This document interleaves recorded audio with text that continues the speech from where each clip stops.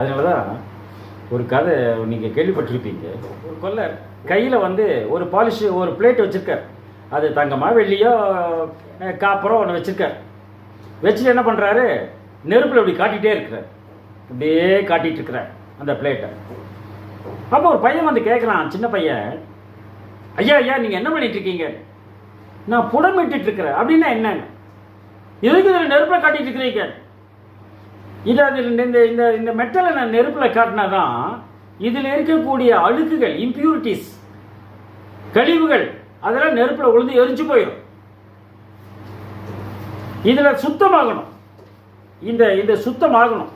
இது சுத்தமாகிறது நான் வேணுங்கிறதுக்காக நான் அந்த நெருப்பில் காட்டிகிட்டே இருக்கிறேன்.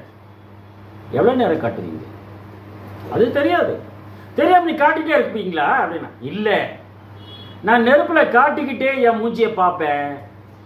எப்போ என் மூஞ்சி அதில் பளிச்சுன்னு தெரியுதோ அப்போ நான் அதை நிறுத்திடுவேன்.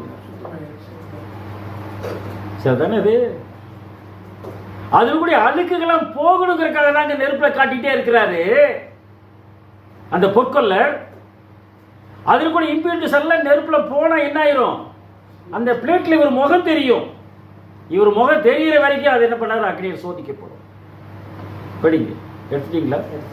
அழிந்து போகிற பொன், எபிரேயர் 1:7 படிக்கிறாரு. அழிந்து போகிற பொன், 1 பேர் 1:7, 1:7 அழிந்து போகிற பொன் அக்கினியினாலே சோதிக்கப்படும். பிரியமான சகோதரர்களே, அழிந்து போகிற பொன் அக்கினியினால் சோதிக்கப்படும். அது பொண்ணை அழிஞ்சு போறதுதான், அது அக்கினியில் சோதிக்கப்படுகிறது. எதுக்கு?